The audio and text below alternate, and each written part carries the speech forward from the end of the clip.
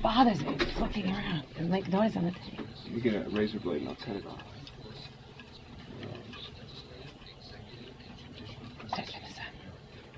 Where's the mic? Good afternoon. This is Mae Brussell, Carmel, California. Back on Dialogue Conspiracy. This is number 219, May 31st, 1976. It's good to be back on the air again. There's been a time lapse here of several months, quite a few months, since Dialogue Conspiracy was last heard on a regular basis. I went off the air at that time, as many of you know, because of various threats that I was getting, one or several from Sandra Good of the Manson family, by mail and telephone, and members of the White Aryan Brotherhood who had said that my name was suggested for the People's Court of Retribution, that they were going to take care of me. Other calls were from unknown sources, and at the time I made the decision to go off the air. The decision to resume these broadcasts at this time is no death wish on my part. I obviously feel somewhat safe, or I wouldn't be back on the air on a weekly basis again. I hope to live a full life. I don't want any interruptions or harm from the domestic intelligence agencies.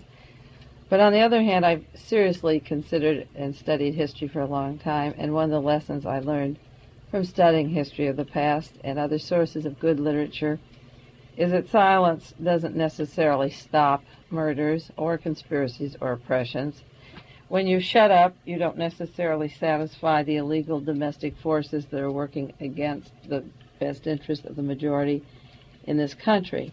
It didn't work in Germany, it didn't work in Brazil or Greece or South Korea or Chile or any other country that became a military dictatorship. There are many people in the middle that were not committed to finding out what was happening. Dictatorships don't take place overnight, and if those good people were the least bit concerned and had exposed various murders and conspiracies, there may have been a different course in their country. As I say, being off the air didn't solve problems. I did a lot of traveling in the country in the meantime since I've been on last. New York a couple of times, Ohio, several times Sacramento, and around different places. And the last 5 airplane trips I took, there were large mishaps, and I felt very insecure traveling around this country, and I decided that being off the air didn't protect me anymore. In one case, flying to Chicago, the wheel fell off the 707, and they thought the other wheels had fallen off, and they had ambulances and fire engines ready. The last plane I took from Sacramento, the plane dropped 1,000 feet because there was a near collision. There was another plane coming at us, and we dropped 1,000 feet. Another time I was taken off of a plane coming from New York here. My luggage came out, and some gentleman had come up and taken the reservations, and I was just put off with no explanation and had to wait and scream and yell to get a flight back because it was crowded around Christmas time. But there were 5 continuous mishaps of different sorts, and I decided that just being off KLRB wasn't enough. I had to go 100% consistent with my work or give it up 100%, and I cannot give it up because I feel strongly in what I'm doing. I really believe that an informed citizenry is the only weapon, the most important weapon against oppression, that people have to get information by word of mouth and use their intelligence, and determination as a weapon. North Vietnam couldn't possibly win the war against the mighty United States if they had listened to Dan Rather every night, or Barbara Walters, or Walter Cronkite, or if they sat in their huts and read Time magazine or the Associated Press, the United Press, stories about the war. We need more than the establishment media telling us what is actually happening in the world. We need alternative newspapers. We need radio stations like KLRB and other stations that carry good news, actual news that's happening that is 180 degrees different than the establishment news media is willing to give out. And we need people giving facts and documentation to spread the word around. We need researchers. Like myself, there's hundreds and hundreds of us working now who've investigated the various assassinations and conspiracies, and you need people to interpret the massive amount of news coming out each day based upon past documents and research. Jean-Paul Sartre wrote, "Man is free to act, but he must also act to be free." Sartre was a great writer, but he gave up his writing in a time period when his country was overthrown, when the Nazis were there, and when his own countrymen were collaborating with the enemy and did active street fighting and then went back to being a writer.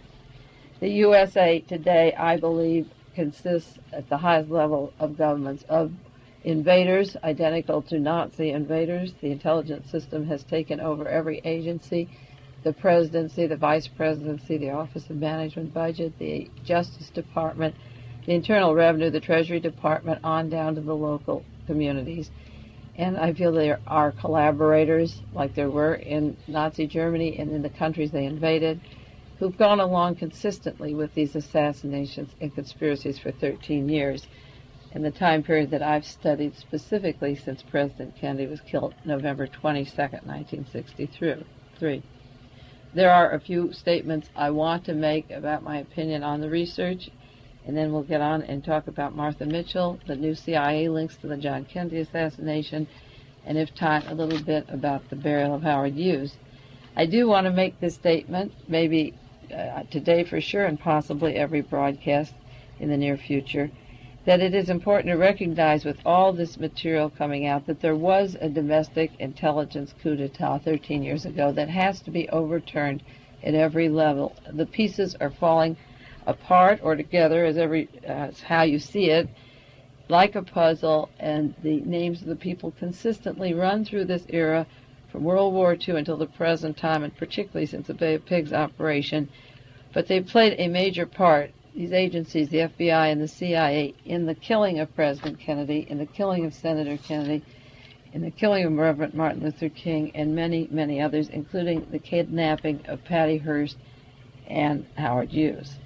The FBI, the CIA, the Supreme Court, the Justice Department, the White House are not innocent dupes of any low-level conspiracy, whether it's the Cubans or the Mafia, or new evidence that's come in the last year that the committees in Washington are investigating that they allege that the Warren Commission didn't have at the time. The Warren Commission published in its 26 volumes of documents and hearings all the evidence that any person needs to lead to where the conspiracies came from in 1963 and where they're still coming from. The whole chain of command, the way they operate and investigate, is all in those 26 volumes.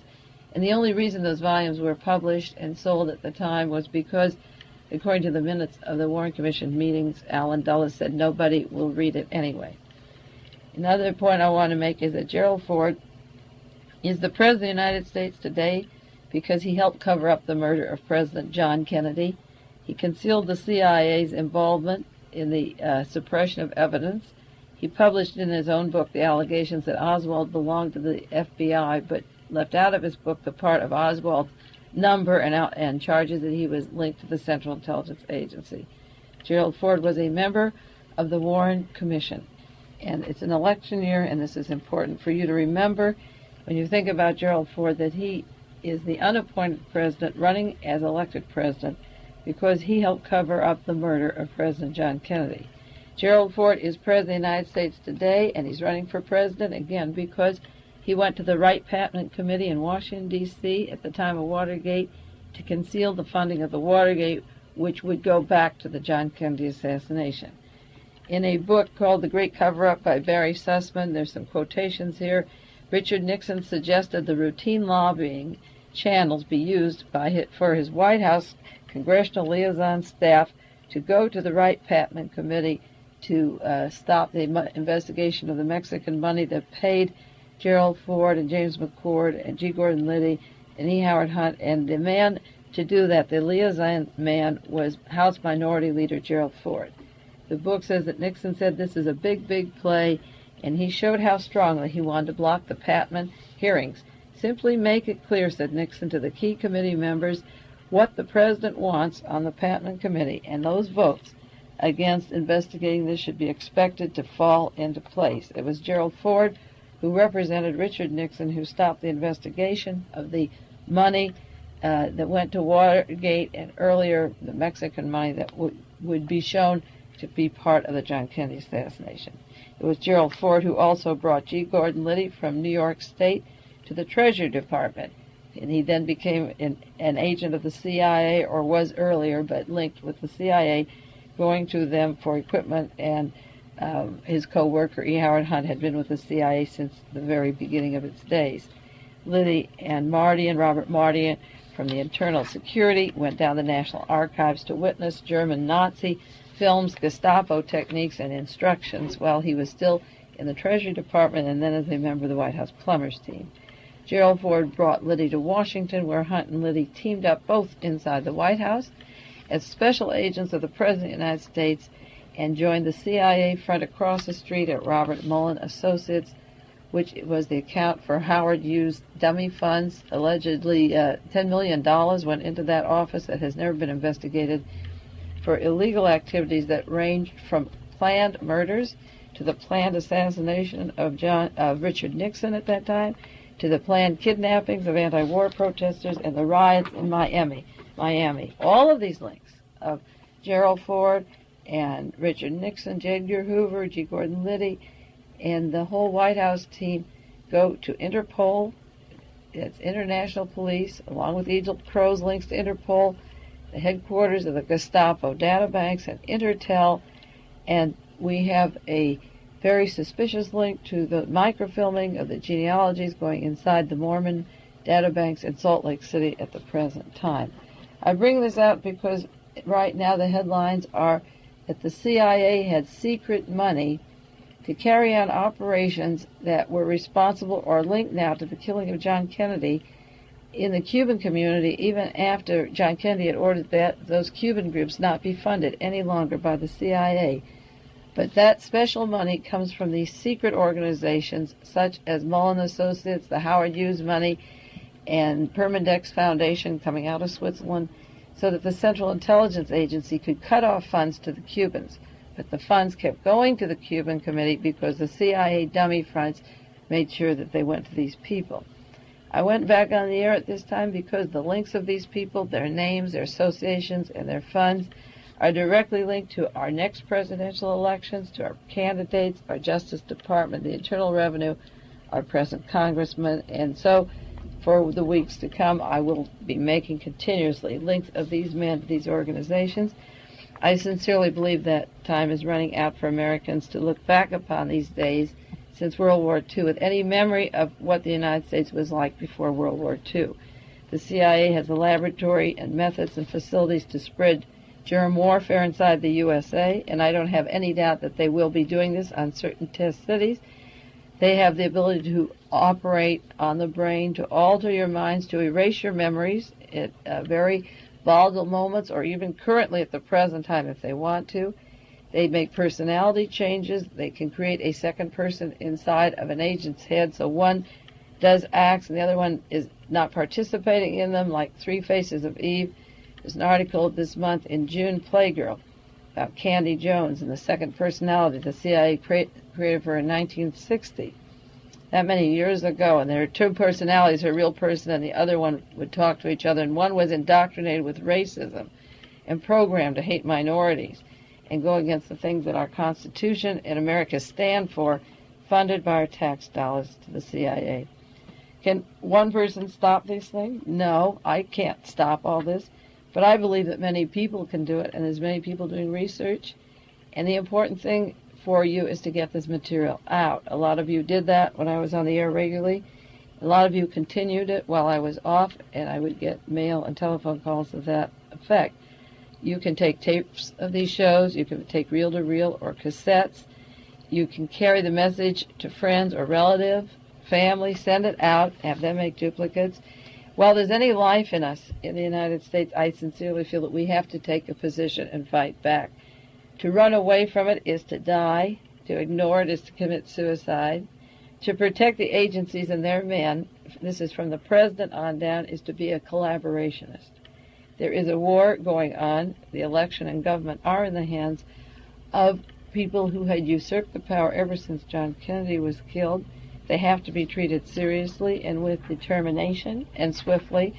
And that is why I decided to go back on the air, because I think there are enough people now that are concerned, that want to keep up with the daily news, to keep this thing going.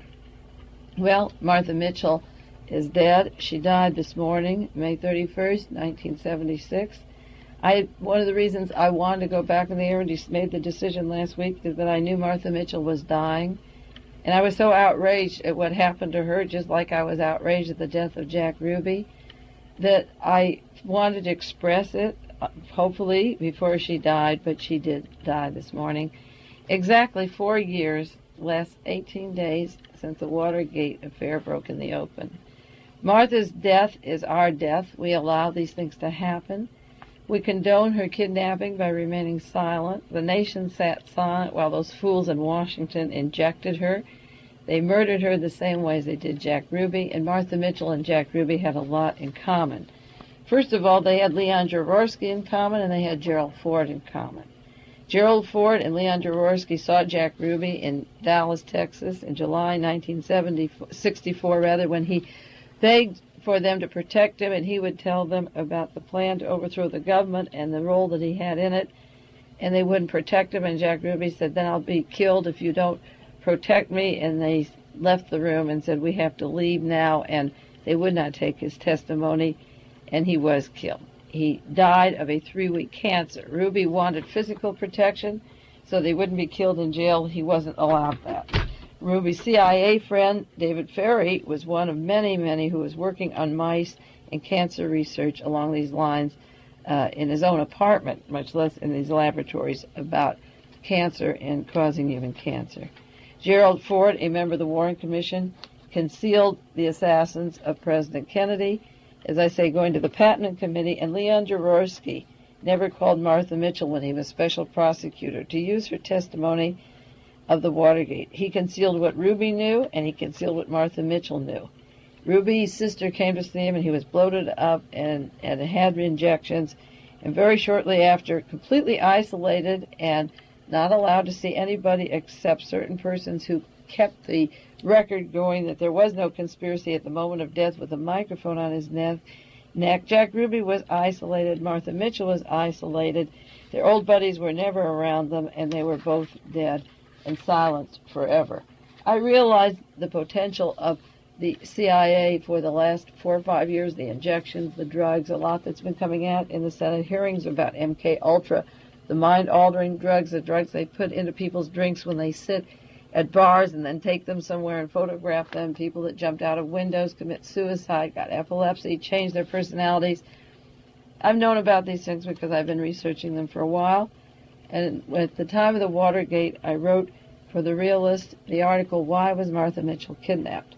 This article was dated July the 11th, 1972, and I'm going to read the sections today because it was just 4 years ago that I was writing this article about Martha Mitchell, and it was the first published account in the world linking the people involved, John Kennedy's murder, to the Watergate affair and bringing the CIA and John Mitchell into the Watergate affair.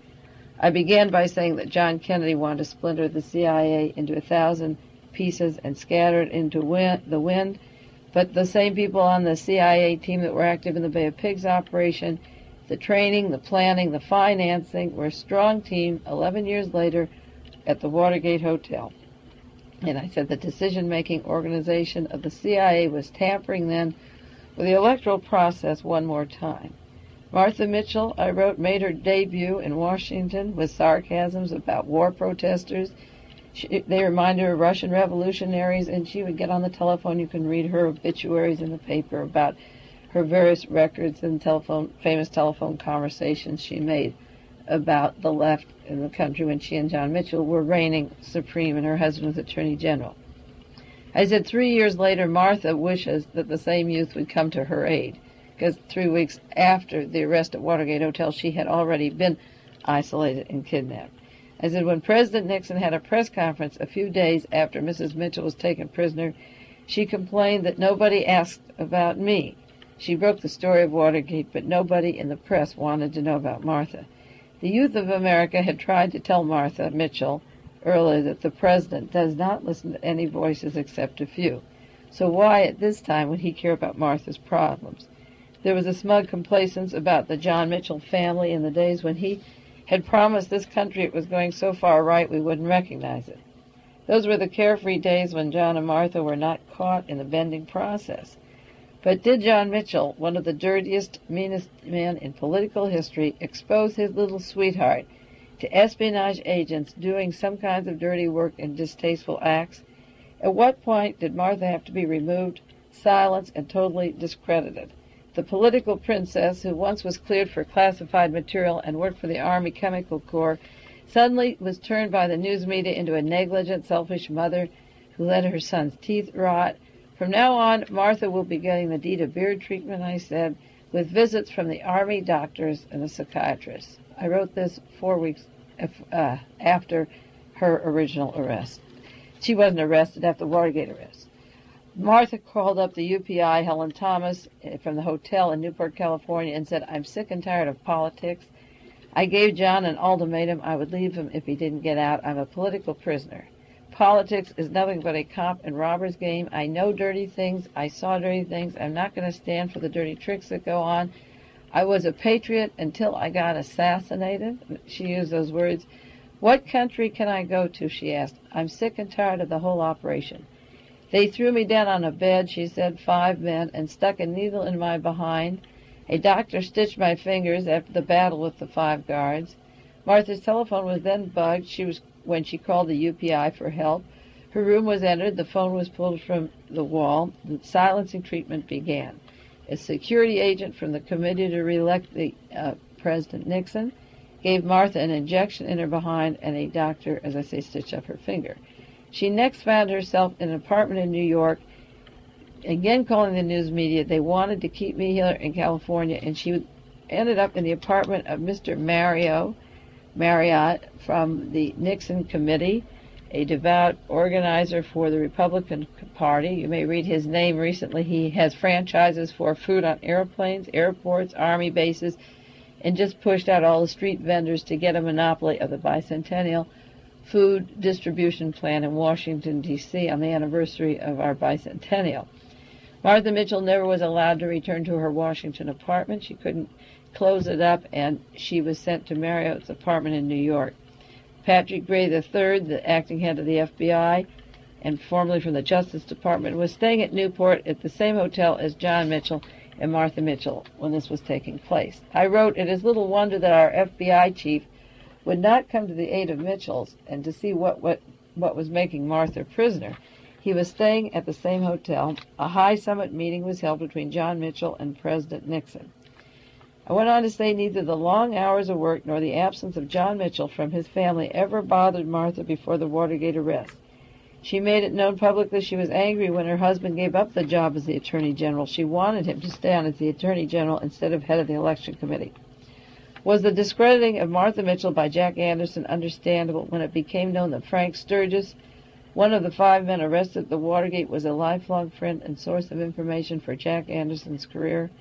John Mitchell resigned from the committee to re-elect Richard Nixon after Martha Mitchell's remarks were printed around the world that implicated him in this Watergate affair. The manner in which Martha was handled simply indicates how the fascist police agents are forced to treat any witness to their espionage acts. Parts of the invisible government were visible to Martha Mitchell, and she panicked. Martha has to be a political prisoner because she was a witness to some kind of dirty work. I wrote that in The Realist in July 1972, fully aware that that injection and the isolation of Martha Mitchell made her a political prisoner. In The Realist in 1973, at the height of the Watergate investigations, they took a recess in the summer, and I wrote for The Realist again, "Why is the Senate Watergate Committee functioning as part of the cover-up?" And I went into the way the committee was asking questions. The wrong witnesses were on the stand, and they were doing exactly like the Warren Commission in calling the wrong witnesses, asking the wrong questions, changing the subject when the right witness was called, and so forth. I referred to the deaths and the threat of death that took place to the witnesses during this summer, the spring that the hearings were taking place. And then, of course, I went on to Martha Mitchell, the first and most important witness that should have been called and wasn't called, and therefore it indicated that the Senate, identical to the Warren Commission, didn't intend to want to know any information that Martha Mitchell had. I said the Senate committee is not interested in the jail, the local police, the CIA working with G. Gordon Liddy. Liddy was hurt in a prison fight the very night before he appeared before the grand jury, and G. Gordon Liddy has been silent ever since. E. Howard Hunt was beat up the night before his grand jury testimony in May 1973, and he also was beat up when he went to testify about the allegation that Charles Colson called him to go to Arthur Bremer's apartment. In fact, he was hurt so badly in his cell that his lawyers asked that this testimony from the White House tapes, those allegations be erased the next day so that they wouldn't be part of the record, that he was supposed to go to Arthur Bremer's apartment before the FBI got in. I referred to the sabotaging of Dorothy Hunt's plane and how that silenced the other witnesses, and how James McCord said that he worked for the CIA long enough to know that he would be killed once he was sent to prison. Martha Mitchell was a witness, the first witness that should have been called. I listed 4 people who should have been called before the Senate Select Committee and never were. One was Martha Mitchell, one was Louis Tackwood, the other was Tom Charles Houston, and the other one was William Sullivan of Division 5 of the FBI. About Martha Mitchell, I said, Martha Mitchell is the witness to be called. Who's afraid of Martha Mitchell? The White House document signed by President Nixon referred to it exhibiting a Gestapo mentality, and Senator Sam Ervin said this. Louis Tackwood warned about a police squad in Los Angeles that linked to the CIA in the White House that wanted a Gestapo. Fascism isn't a piece of paper. The treatment of Martha Mitchell up to the present time exemplifies exactly what dictatorship is all about. The cover-up and refusal to insist on her telling her full story is identical to the Gestapo kangaroo courts in Germany. The Senate committee is protecting the guilty in California. After the arrest, she might have known who was involved in the cover-up. At least 7 people directly involved in the Watergate entry were with the Mitchells in California. She was kidnapped. I said in the article, serious charges were made about Martha Mitchell, about being kidnapped. She called for help. The phones were cut off. Only non-English people with her. She was forcibly detained while her husband went to Washington. She was not allowed to meet with any public officials after her kidnapping, after she was flown to Washington and couldn't return to her home. I referred to private armies inside the United States. The White House hired private thugs to take care of demonstrators. They had unsalaried police. They had Steve King, who now works in the Department of Agriculture, I understand, who was to handle Martha Mitchell. She said there were 5 FBI men in the room.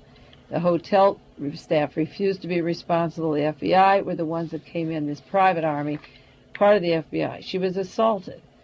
I listed kidnapping, private armies, assault, mental illness, bribery and blackmail, the use of safe houses, and how the law enforcement were protected. Herbert Callback, Nixon's attorney, took Mrs. Mitchell to a hospital in California. Strangers were occupying her room. Her body was badly bruised in many places. Hospital records were not subpoenaed to see what care she required. Martha asked why the men who detained her were not arrested. Not only were not exposed, but promoted. Steve King, who did most of the damage, according to Martha Mitchell, became chief of security for the committee to re-elect the president after James McCord was arrested. To this day, Martha Mitchell has been made to seem drunk, stupid, deranged. A psychiatric profile was made of her by the CIA, identical to what they did to Jim Garrison, the district attorney in New Orleans, or Dita Baird, who worked for ITT, or Marguerite Oswald. When certain persons know too much about government conspiracies, they then become discredited. I referred to bribery or blackmail. Martha Mitchell was offered $2 million for a book, and I knew this book would never come out. It would be embarrassing for the president, but for a short while, a certain amount of money was given to placate her and keep her quiet, and then John Mitchell recently cut off all funds to her, probably knowing she was going to die. She had a fatal cancer at the time that he cut off money for her food, electricity, and wheelchair. Martha couldn't go back to her Washington apartment after arrest. I wrote in 1973 she went back to the Marriott apartment in New York following disclosures of the deep involvement of high officials. There was no reason to dislodge this family in this election year when her husband would still be working with the president every day. Martha was removed from her daughter, Marty. She was moved from her husband, and then they shortly after filed for a divorce, but until the elections were over, she was sequestered in the apartment of the Marios. No testimony was taken from Martha Mitchell. She said she could name names. The phony investigators wanted her far removed. She will spoil the illusion of inquisitiveness. The real facts remain hidden in spite of the good TV show of the Senate Select Committee. I said, the FBI men are protected. Why were FBI men in her room? She hadn't done anything wrong at all. She simply happened to be out at a hotel when the major Watergate defendants, would-be defendants, appeared, and she knew who they were, and she knew who was involved, and so they made the decision that this one person had to be mutilated, injected, hospitalized, and transported, removed from her apartment, removed from her daughter, until this injection and these cancers could really take hold, like Jack Ruby, and then she would be safely out of the scene. Martha had not committed any crime of any sort. Martha said a room in California was filled with FBI agents. Did she mean L. Patrick Gray, acting director, or William Sullivan, or who else?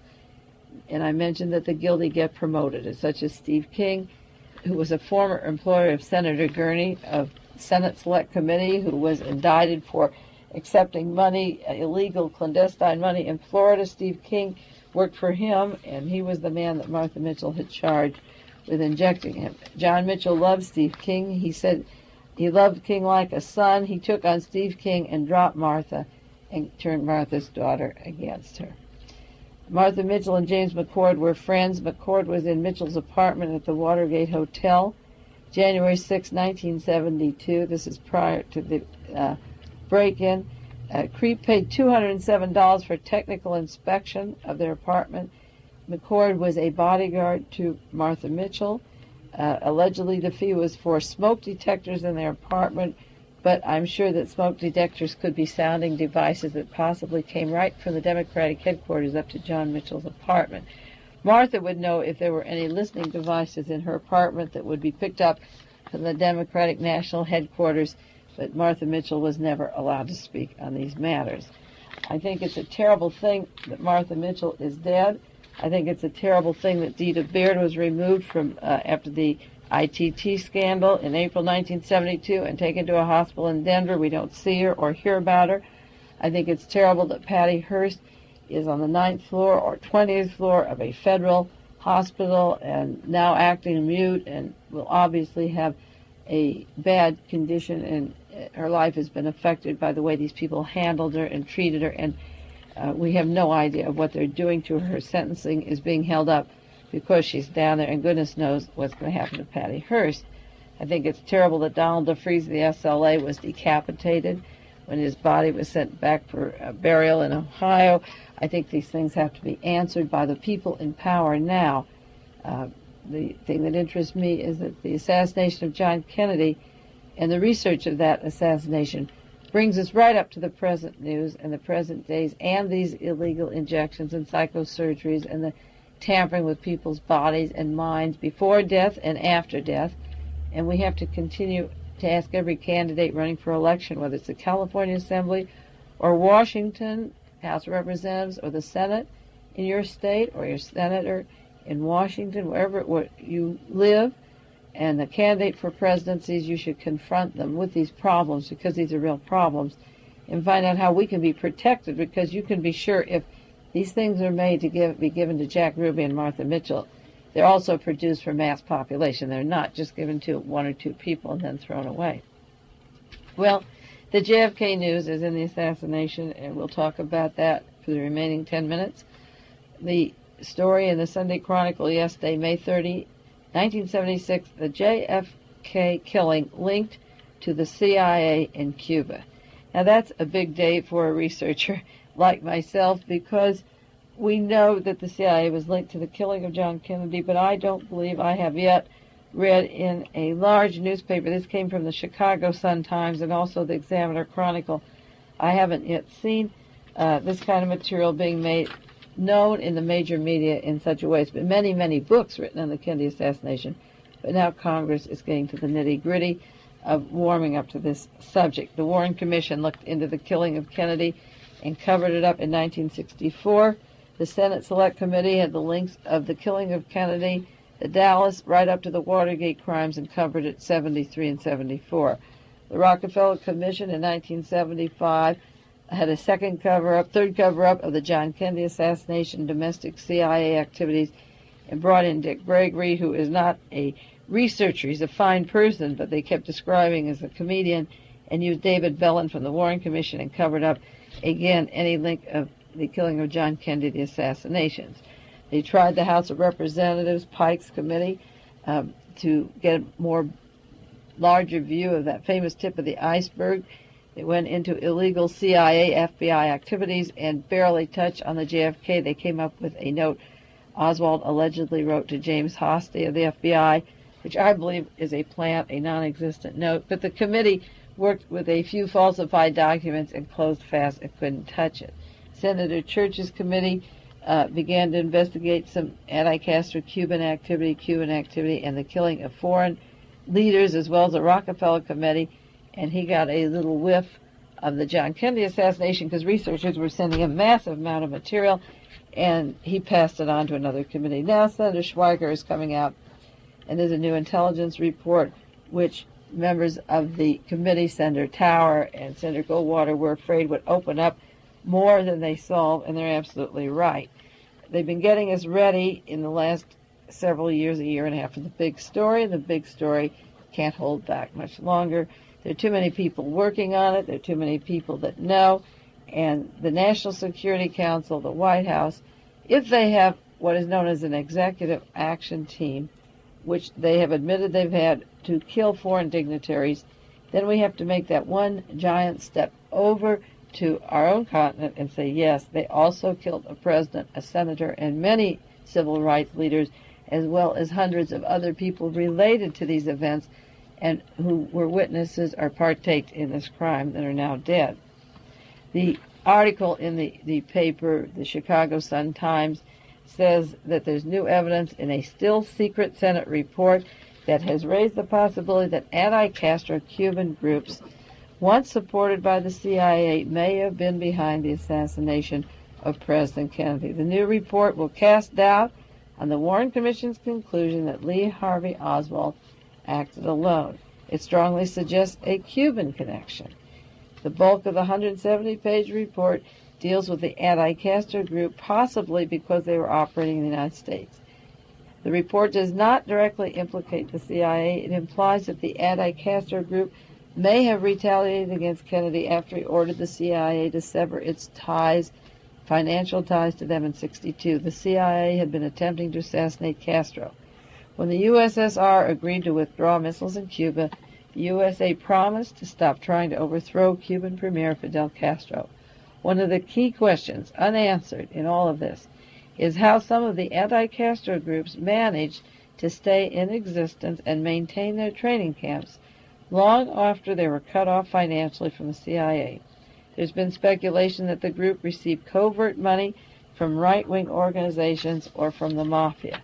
The Senate committee disclosed that mafia chieftains, anxious to reclaim their multi-million gambling and prostitution operations in Cuba, cooperated with the CIA to kill Castro. There will be a permanent new Senate Intelligence Committee after the November elections. One of the witnesses will be John McCone, CIA director at the time, who denied that CIA and mafia had connections.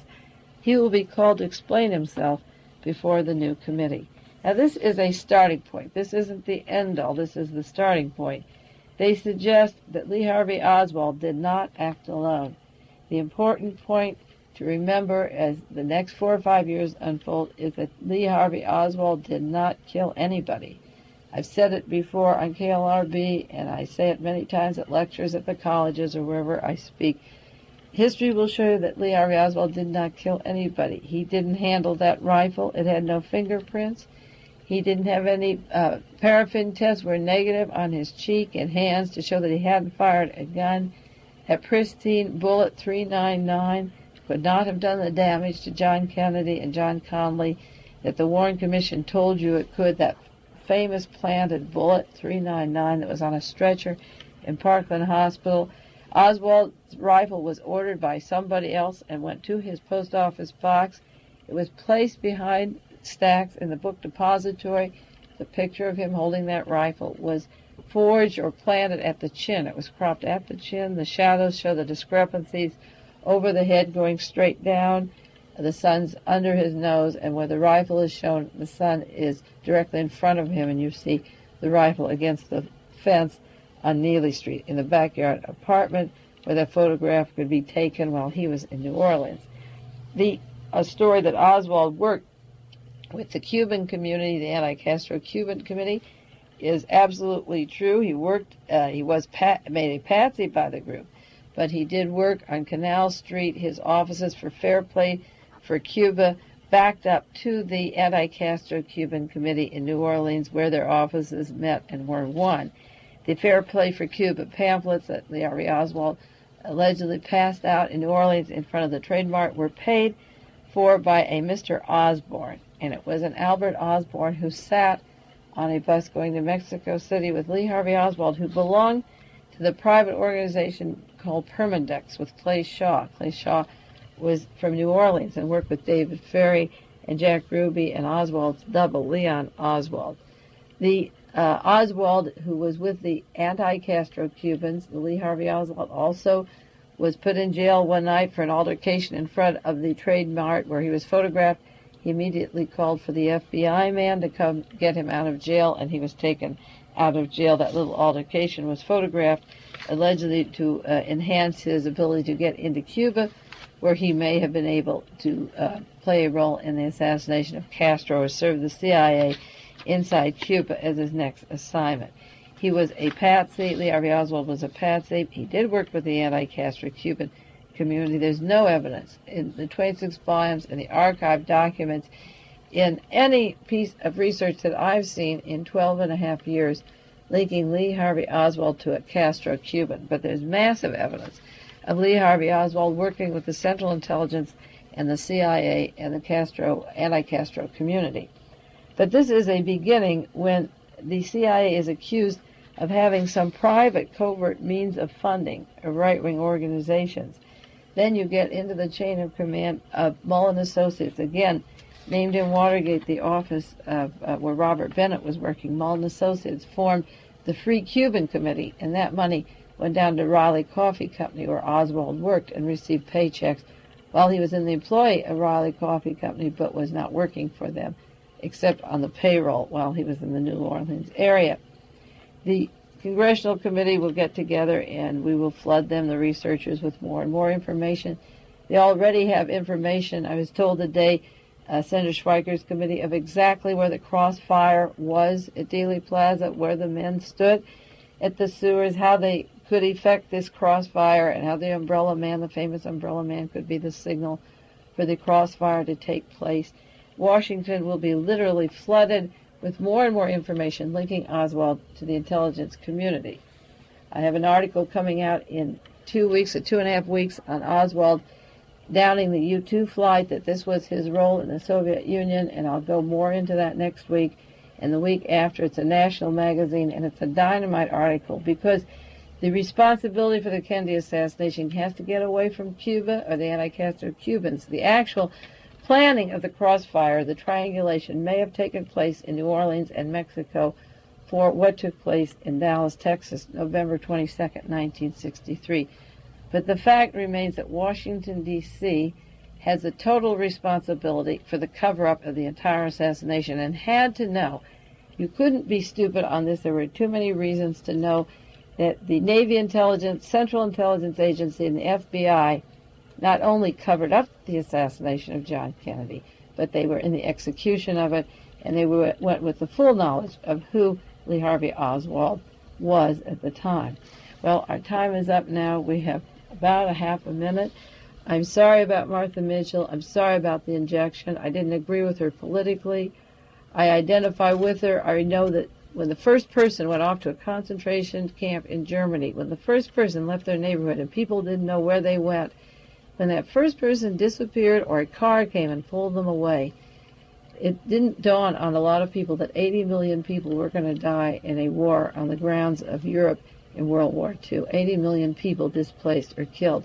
And when they do these things like Martha, and it's been going on a long time here, we better wake up and take account, because it's going to come down on us the same way.